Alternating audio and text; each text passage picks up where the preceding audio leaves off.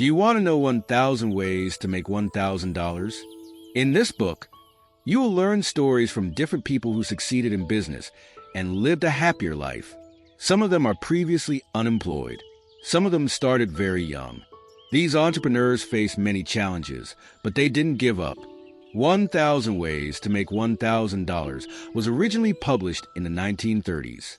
This is a classic, but all its principles still hold true today.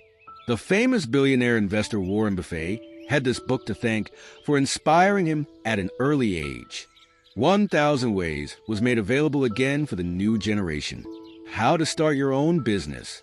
There is no better time to start your own business than now. If you have that product or service which you know you can sell, you can start doing so right now at this moment. Do not wait for things to happen. Do not wait for your situation to get better. Do not listen to what the people say around you. If you think about the obstacles you will face, then it will cripple you. Just start moving. You need to have that determination. You need to have that drive. People call it guts. If you have guts to succeed, you won't be discouraged. That is, even if you fail at first. Your goal is to succeed, to make money, and to live a better life. In order to get there, you must start the journey. Maybe you're thinking that you don't have a capital, but even that can be arranged. The most important thing is you have that will to make money. Start your own business, and start it now. You can learn from the story of Gustavus Swift. He was a young man with difficulty in walking. He lived in a small village.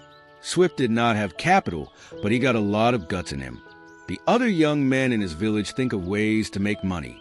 Swift did not waste time and started working. He knows how to dress meat. He prepared one good calf and dressed it the best way he can. Swift walked for miles to sell his quality meat. He did not mind all the work. Swift thought of it as an adventure. Later on, he came to Chicago and started the Swift meatpacking business. Swift remains a leading processed meat brand today. You may have plenty of business ideas in your head, but in order to start, you just need a good one. Choose one business idea that you know something about. That was how Mrs. Snead started with the tomato juice business. It was at the time of the Depression. The Snead family was struggling to survive in Evanston, Illinois. Mr. Snead just lost his job.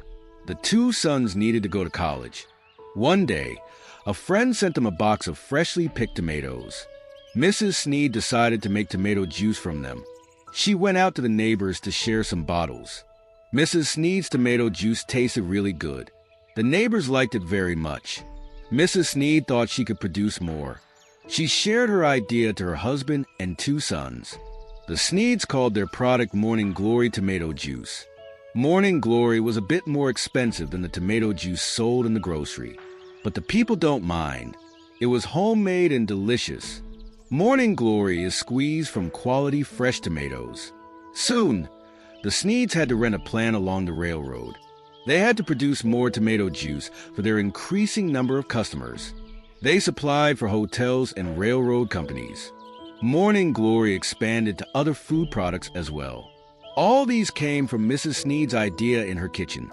Why start with a $1,000? It is a reasonable amount, which will give you focus and motivation. Most people fail because they lack a target in business. Setting up the amount will give you a clear objective as you start. Otto Schneering was very determined to start his own business. He was only 21 years old. He bought a candy-making machine for $100. Otto saw that many succeed in the candy business. He made his first batch of candies. However, they did not sell. Otto made the common mistake that businessmen make. If you create the product that you like, it would not sell.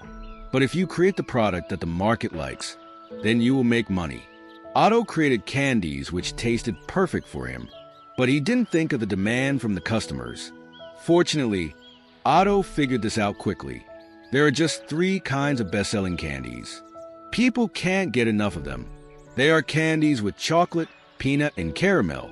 It took 3 years for Otto to come up with the perfect recipe of candy bar. He combined the 3 bestsellers in one. That is the story of Baby Ruth. It has chocolate, peanuts, and caramel for only 5 cents per bar. Otto Schneering chose the name Baby Ruth because it's easy to remember and pronounce. He got his $1,000 and more. Mrs. McDougall was a widow living in New York City. She has 3 young children to raise all by herself. She turned to the only work she knows outside of her household duties.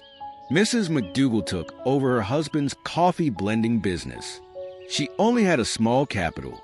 Other coffee businessmen predicted that she'll only last for 6 months. But Mrs. McDougall proved them all wrong. She mapped around 75 miles around New York and personally marketed her business. She supplied for hospitals, clubs, and sanatoriums. Within only 2 years, Mrs. McDougall has earned $20,000.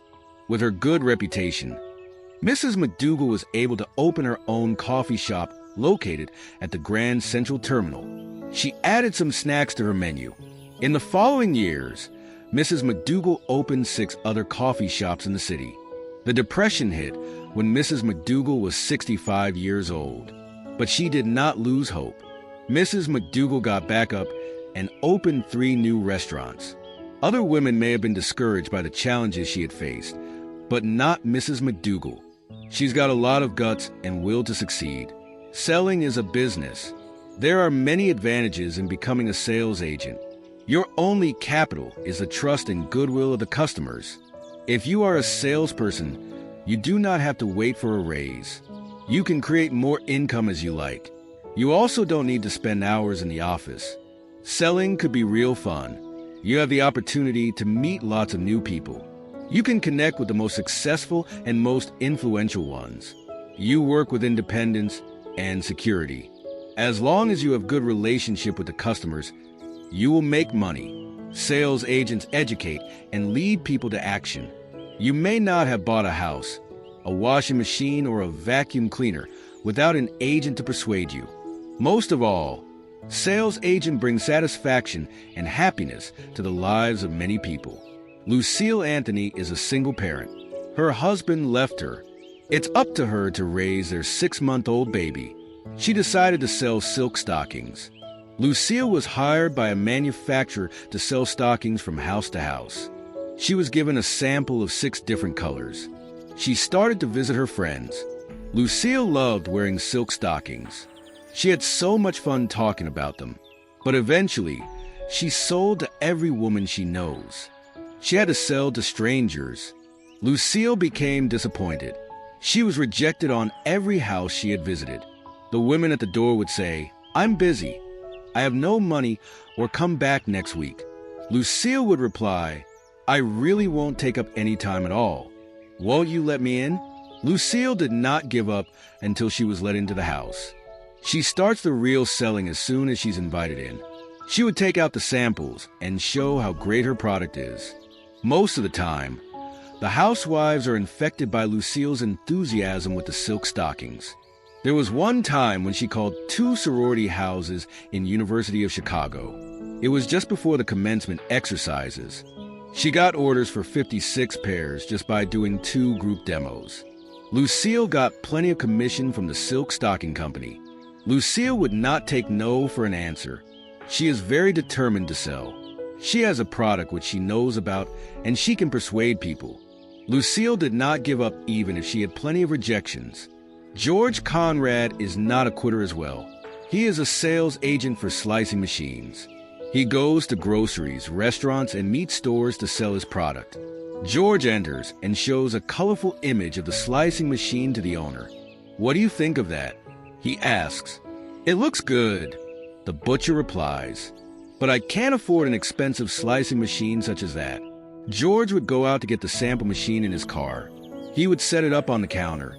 This machine is a low-price slicer, but it looks and works just like the expensive ones. "How much could you afford to pay in cash for a slicer?" The owner would reply, "The way business is, I couldn't go over $10. George lets the resistance build up. Then he will reveal the real price of the slicing machine. "Well, if you can pay that much, get out your money. This slicer will cost you only $7.50. The store owners are often surprised. That is how George gets to sell an average of 40 slicing machines a week. He gives a good demonstration of his product. He shows that it has many benefits for just a low price. Demonstrations and samples are the asset of any sales agent. Dwight Ritchie made lots of money from his mending fluid demos. "No, I don't want anything," the people would say to him when they opened the door. But Dwight would reply, "That's all right. I just want to show you how to repair some fabrics. When you get a run in a silk stocking, just touch a little mending fluid. You can make repairs much quicker and better." Dwight always carries sample fabrics, which he repaired with his product. After his demo, he'll hand the mending fluid out. "Now, you'll want 2 or 3 tubes," Dwight would say. The price is 25 cents. He does his door-to-door selling from early morning to late afternoon. Dwight proves that if you want to make money, you have to go out there and work hard. If you ask Frank DePries how to earn $1,000, he will quickly answer sell fire extinguishers. Frank earned his first $1,000 in 6 weeks. It wasn't that easy, though. He did sales calls, but he rarely got orders on his first months. Frank soon realized that he was selling to the wrong people. Most of the time, he called people who've got no use for a fire extinguisher. So Frank took out the phone directory and studied it carefully. He listed the firms which he thought would need his product. He got 27 firms located in one business district. Frank planned his route, so he would not waste time and energy on his marketing. He came to sell 12 fire extinguishers daily. Frank secured 10 units for one small factory. He decided to focus his market on warehouses, factories, and garages. His commissions amounted to $300 a week, making things to sell. There was once a village in Germany which became known for excellent wood carving. The people were expert in making religious statues. Their products are known to be very artistic and high quality. If there were only 2 genius carvers in that village, it would be easy to dismiss that they have natural talents. But almost every person in that village knows how to carve. It just proves that a skill can be learned. If you want to be good at anything, you have to practice hard. Genius is 10% inspiration and 90% perspiration. People often envy those who are famous writers, musicians, or athletes. These geniuses seem to be born with it. But what people do not realize is the hours and hours of practice spent to acquire that level of skill. Think of your favorite authors.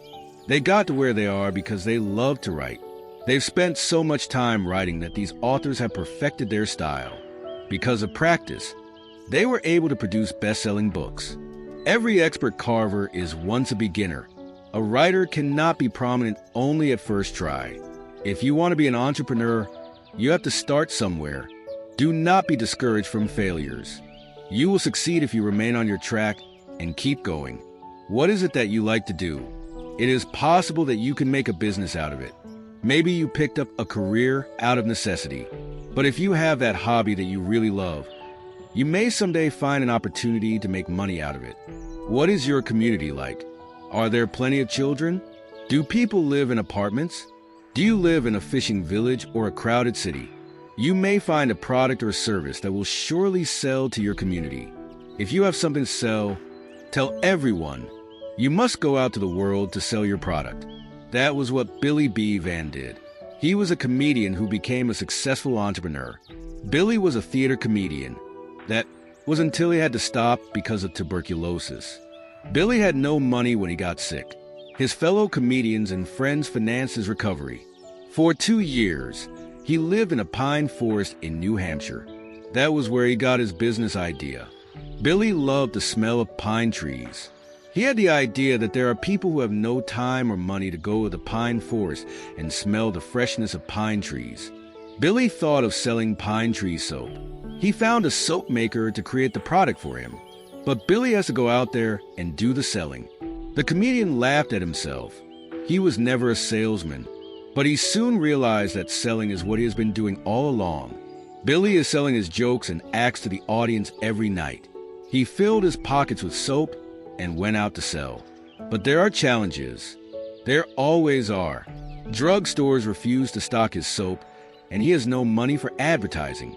So Billy thought of another way. He spent a lot of time in hotels doing shows. Billy knows many hotel managers from across the country. He found one hotel which permitted him to place a trial order. Billy wrapped his soaps nicely and placed a sticker which said, "This soap will keep everything clean but your conscience." The next day, he received a note from a guest. It read, "Dear Billy, I like your soap. Send me 6 cakes. Here's your $1." Billy started making money. More orders came from other guests. Having a sickness or losing a job is not a hindrance to success. Billy made a successful shift in his career. A comedian can be an entrepreneur.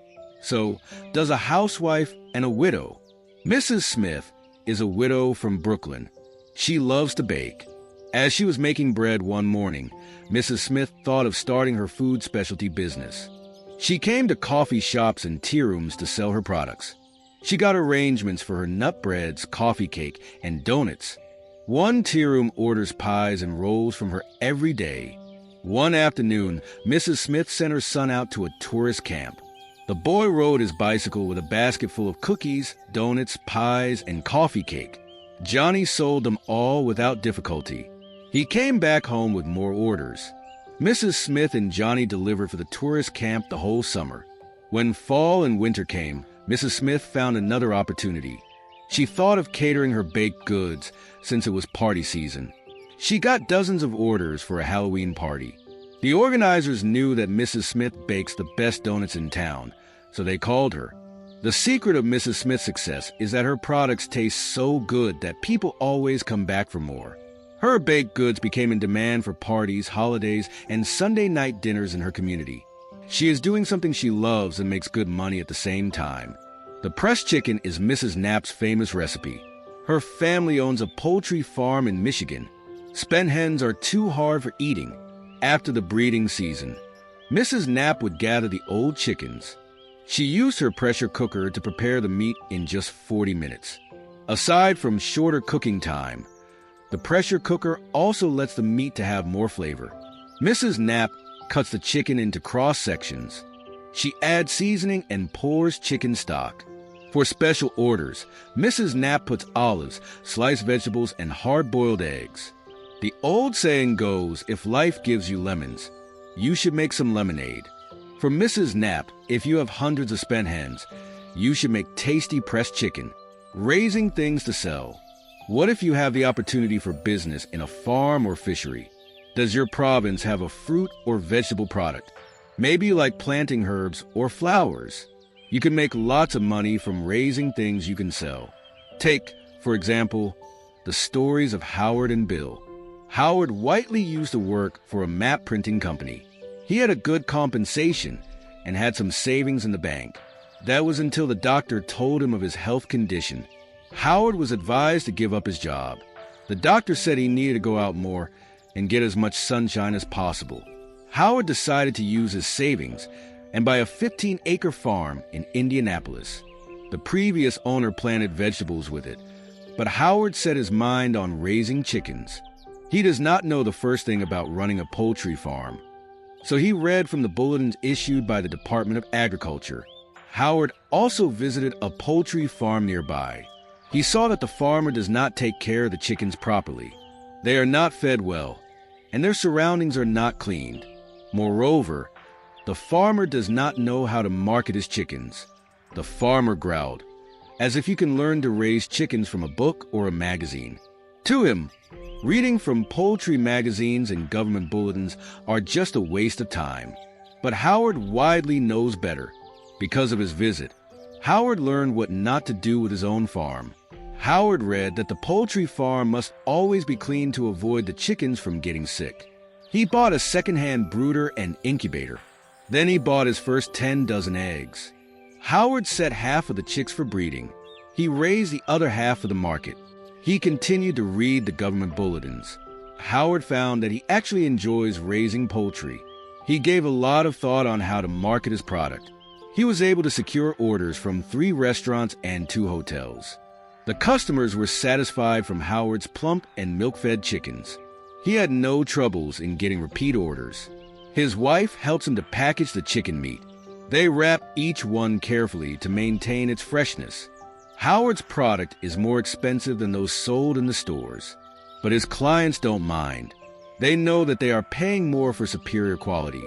Howard gets regular order from restaurants, hotels, and country clubs. Like Howard, Bill Kleiber also started his business by reading books. Bill has a regular job in a paint factory, but he has an interesting hobby, which is breeding tropical fishes. Bill read any book he could find about fish breeding. He even buys rare, expensive books just to learn more. He put into practice what he learns and adds more varieties to his collection. Amazingly, Bill found a market for his beautiful fishes. He started his own business, which is Kay's Aquarium. Of all his fishes, the bettas or fighting fish sell the most. They are colorful fishes with long fins and tails. What's incredible with these fishes is that they are used for gambling. Fighting fishes have to be put in separate tanks because the males fight each other to death. They would constantly attack each other if put in the same tank. However, they are very protective when it comes to their mates and eggs. Bill found a lot of books about fighting fishes. More importantly, he found a lot of customers. Bill lives in San Francisco, but people from Texas, the Midwest, and even Canada order bettas from him through mail. It came to the point when his profit exceeded his salary. George Jessup of Iowa also turned his sideline into a booming business. He makes sums of money by raising bees. George was able to cover all his household expenses with the help of his honey-making friends. He started with just one bee colony. George provided a large hive for them, so they have ample room to breed. He also got large honeycombs for the queen bee, so she'll be more efficient. George spent $20 for the bees and equipment. $5 was for processing the honey. The bee colony produced 100 pounds of honey yearly. George packaged his product in 5-pound containers. More bees were bred in the winter, so George divided the colony and got a second hive. This new colony also produces 100 pounds of honey. Eventually, George got himself 10 bee colonies. He sold to wholesalers and retailers alike. One 5-pound container is 45 cents each. Although he has 10 colonies, bees don't actually require much attention at all. You can leave the colonies for days. The bees will just feed themselves and keep on working. According to George, bees can be kept in any place with an outside window. You can have the hives in your attic, barn, garage, or cellar. Make sure you have a good queen, and the colony will keep on making honey and money for you. Mushrooms are easy to raise as well. Laz Lewin made quick profit from growing them. He bought some mushroom spawn and kept them in the cellar. He had a mushroom bed sized at 100 feet. When he bought the spawns, they just looked like tangled white threads. Laz planted them carefully on the 10 by 10 mushroom bed. 5 weeks later, Laz checked the cellar and saw the baby mushrooms. The incredible thing is that the next morning, they grew 10 times larger. Laz picked the mushrooms and sold them to the market for 45 cents per pound. He earned a total of $110 for his crops. Laz invested more and soon had 1,000 square feet of mushroom bed. He pays no rent, no equipment or marketing expenses. Laz sold his cellar mushrooms to local stores, cafes, and restaurants around town, starting a roadside business. Perhaps you live near a busy road. You can make money by selling to the passing vehicles and tourists. Common products sold at the roadside are fruits, vegetables, eggs, poultry, hamburgers, hot dogs, barbecues, cold drinks, and souvenirs. Aside from these, you can sell products ideal for the road's location. It might be the case that the road leads to a beach, a baseball stadium, a golf course, a mountain, or a forest. Ella Gaston, a 77-year-old woman, lived near the Ozark fishing country. A lot of fishermen drive by her house along the highway. Mrs. Gaston was widowed. She is always sick. Mrs. Gaston is in dire need for a source of income. One day, she thought that maybe she could sell fish baits at the roadside. Mrs. Gaston went to a creek and collected the baits herself. She filled her buckets, boxes, pails, and kettles with worms. Her friend helped her in building the roadside stand. She also got a huge sign saying fish baits for sale. Mrs. Gaston's idea worked. The cars stopped at her stand, and the fisherman bought her worms. Eventually, she had to hire a few boys to dig for her. Mrs. Gaston priced her worms at 10 cents per dozen. There are days when she sells up to 1,000 dozens of worms. Mrs. Gaston realized then that she has sold at least 1 million worms. She was able to pay her debts and support herself. Because of her interesting business, Mrs. Gaston regained her health.